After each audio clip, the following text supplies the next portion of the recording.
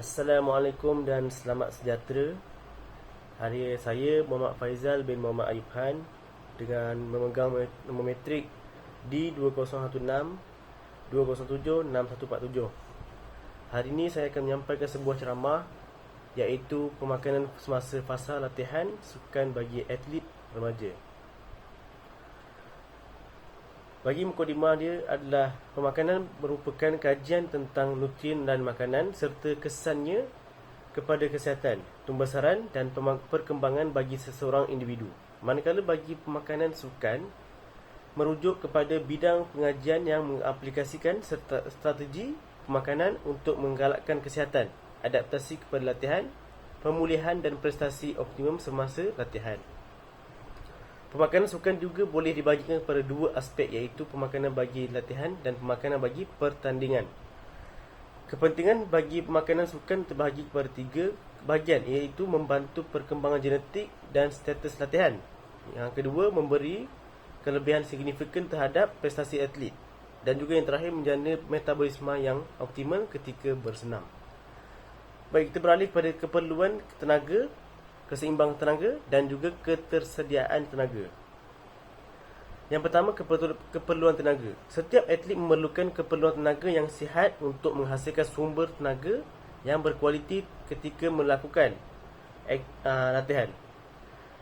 Keperluan tenaga terhadap atlet remaja ketika sebelum, semasa dan selepas latihan amat penting bagi memastikan tahap prestasi atlet tidak terjejas. Sumber tenaga terhasil daripada huraian karbohidrat dan lemak.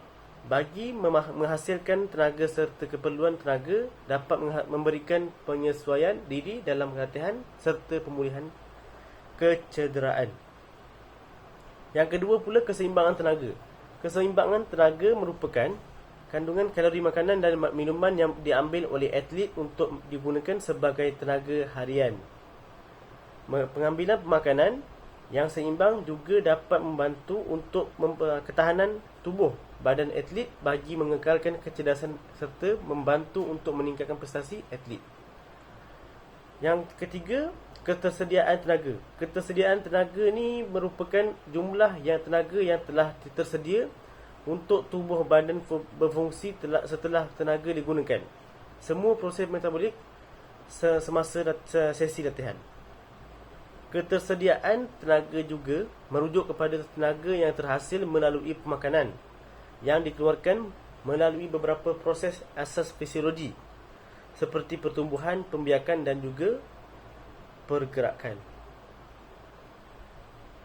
Okey, keperluan makronutrien dan untuk latihan. Keperluan makronutrien merupakan salah satu sumber utama untuk menghasilkan tenaga semasa latihan. Sumber tenaga terhasil melalui glukos dan juga glukogen daripada sumber karbohidrat. Pengambilan karbohidrat bagi atlet adalah sangat penting dengan bertujuan untuk membantu atlet dapat melakukan latihan dalam jangka masa yang lebih lama serta membantu dalam mengekalkan tahap glukosa darah pada atlet. Mana-mana glukosa tidak diperlukan segera disimpan di dalam otot dan hati dalam bentuk glycogen. Pengambilan nutrien ini dalam kuantiti yang banyak mampu membekalkan tenaga yang lebih banyak dengan syarat ianya digunakan. Begitu juga sebaliknya, pengambilan yang rendah boleh menyebabkan seseorang itu berasa lemah dan tidak bermaya. Keperluan makronutrien untuk latihan. Yang pertama dia 5 iaitu protein, lemak, vitamin, mineral dan juga air. Okey, kita bagi satu-satu. Okay, yang pertama protein. Protein yang sering dikategorikan sebagai blok bangunan badan. Protein terdiri daripada kombinasi struktur yang dipanggil asid amino yang bergabung dalam pelbagai cara untuk membuat otot, tulang, tendon, kulit, rambut dan tisu lain. Mereka berkhidmat dengan fungsi lain termasuk pengangkutan nutrien dan pengeluaran enzim. Sebenarnya lebih daripada 10,000 protein berlainan berada di dalam badan. Pengambilan protein yang mencukupi untuk atlet dan bukan atlet adalah penting kerana ia tidak mudah disimpan oleh badan. Pelbagai pemakanan Pelbagai makanan membekalkan protein dan berjumlah yang berbeza-beza dengan protein lengkap yang mengandungi 8 asid amino penting. Kebanyakannya berasal dari produk haiwan seperti daging, ikan dan telur, dan protein tidak lengkap kurang daripada 1 atau asid amino penting yang berasal dari sumber seperti sayuran dan kacang. Okey, nombor 2, lemak. Lemak diet telah dipersalahkan kerana banyak masalah kesihatan. Walau bagaimanapun, lemak sebenarnya adalah nutrien penting untuk kesihatan yang optimum. Tisu adipos, lemak yang disimpan, menyediakan kusyen dan penebat kepada organ dalaman, merangkumi saraf, bergerak vitamin A, D, E, K di seluruh badan dan merupakan reserv terbesar tenaga tersimpan yang tersedia untuk aktiviti. Lemak disimpan apabila kita mengambil lebih banyak kalori, maka kita gunakan. Terdapat tahap optimum lemak badan untuk kesihatan untuk aktiviti sukan. Apabila tahap yang optimum melebihi, terlalu banyak lemak diet boleh menyebabkan masalah kesihatan serta prestasi olahraga. Lemak memberikan kepekatan tertinggi tenaga semua nutrien. Nombor 3, yang ketiga ialah vitamin. Vitamin merupakan bahan organik yang penting dan berfungsi terhadap tubuh badan atlet dengan bertujuan untuk mengaktifkan metabolik yang lebih khusus dalam tubuh badan atlet. Vitamin D juga boleh diperoleh oleh atlet melalui cahaya matahari, dan vitamin D juga sangat baik untuk penjagaan kulit yang lebih sihat bagi atlet. Yang keempat adalah mineral. Mineral merupakan bahan organik yang diperlukan oleh tubuh badan seperti natrium, kalium, klorida, kalsium, magnesium, ferrum dan sulfur. Mineral juga boleh diklasifikasikan kepada 2 kumpulan utama, iaitu makromineral dan juga mikromineral.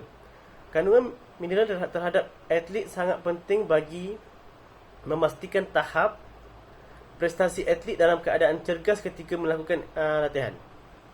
Sekiranya kandungan mineral dalam badan atlet berkurangan, pergerakan atlet akan terbatas serta boleh menyebabkan kecederaan berlaku. Yang kelima adalah air. Air adalah cecair jernih, tiada rasa dan juga bau. Air juga merupakan sumber kehidupan yang utama bagi setiap makhluk yang berada di dunia ini. Manusia mampu untuk bertahan hidup selama beberapa minggu tanpa makanan.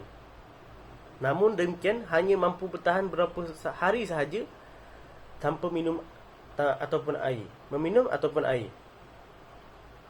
Jumlah berat air dalam tubuh badan seseorang adalah boleh mencapai 2/3 daripada jumlah keseluruhan berat badan, dan merupakan komponen terpenting apabila ditinjau dari segi anatomi dan fisiologi. Air memainkan peranan yang kritikal dalam pemeliharaan kesihatan dan prestasi yang optimum bagi atlet remaja. Baik, komposisi badan prestasi sukan dan prestasi sukan. Yang pertama, komposisi badan. Komposisi badan boleh merujuk kepada peratusan lemak badan berbanding dengan otot, tulang dan tisu badan yang lain. Okey. Komposisi badan diukur untuk menilai tahap kesihatan dan kecergasan atlet. Selalunya atlet akan mempunyai komposisi badan diukur pada permulaan program penurunan berat badan atau kecergasan, dan diperiksa secara berkala untuk memantau kemajuan atlet tersebut. Pengukuran komposisi badan terdiri daripada 2 kaedah, iaitu kaedah makmal dan kaedah lapangan. Pengukuran lipatan kulit adalah satu teknik untuk mengukur ketebalan lemak di bawah lapisan kulit. Pengukuran lipatan kulit ini dijalankan dengan menggunakan angkup aliper dan diukur dalam unit milimeter mm. Yang kedua, prestasi sukan. Prestasi sukan mempunyai hubung kait dengan pemakanan bagi memastikan tahap prestasi atlet dalam keadaan cergas. Ketika melakukan latihan, atlet yang berkekurangan nutrien makanan akan mengganggu prestasi fizikal kerana bekalan tenaga tidak mencukupi untuk menghasilkan tenaga yang banyak untuk sesi latihan. Kejayaan atlet yang bermain sukan amatur atau profesional bergantung pada seberapa baik mereka dapat bertahan dari kerasnya persaingan atlet. Baik, Ni sesi yang terakhir. Okay, baik. Garis panduan penghidratan dan untuk mengekalkan keseimbangan cecair dan elektrolit. Garis panduan penghidratan untuk mengekalkan keseimbangan cecair dan elektrolit adalah atlet seharusnya menyesuaikan diri dengan keadaan cuaca dan suhu persekitaran yang panas kurang-kurangnya dalam tempoh masa seminggu sebelum melakukan latihan dengan adanya intensiti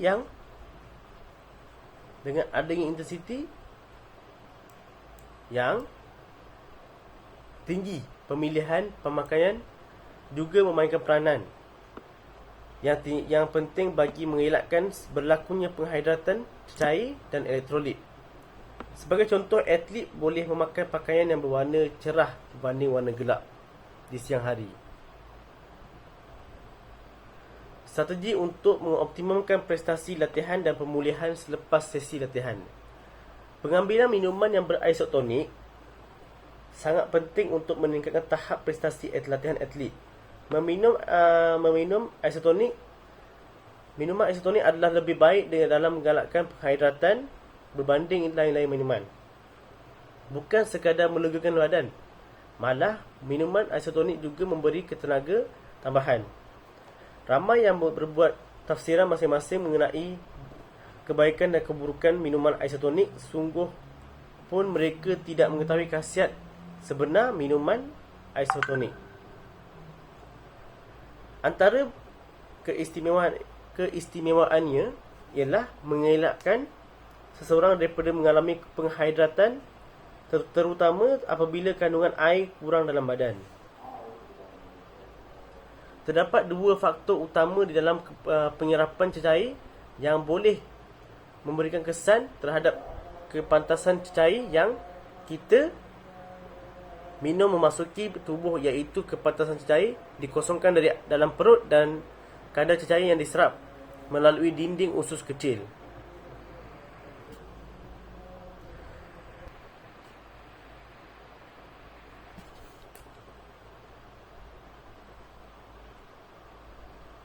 Kajian juga mendapati minuman isotonik menggantikan cecair yang hilang dengan cepat melalui perpeluhan serta membekalkan karbohidrat. Selain itu, glukos merupakan sumber tenaga yang menjadikan pilihan badan.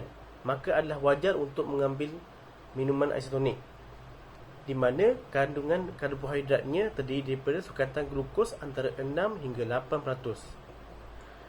Dalam pada itu, ada setengah pihak pula berpendapat minuman isotonik sangat sesuai kepada mereka yang aktif dalam sukan, adalah sangat perlu bagi mereka yang mengamalkan gaya hidup sihat untuk memastikan badan mereka dalam keadaan terhidrat. Dengan itu, minuman pemberi tenaga merupakan pilihan terbaik untuk kebanyakan atlet yang inginkan tenaga dan penghidratan yang luar biasa. Minuman ini mengandungi karbohidrat dan tumpuan elektrolit untuk badan kita. Dengan erti kata lain, mineral yang terdapat di dalamnya boleh menyerap dengan cepat, di samping ia merupakan tenaga penting untuk pembakaran pada prestasi seorang atlet. Jadi sekian saja daripada saya. Sekian, terima kasih.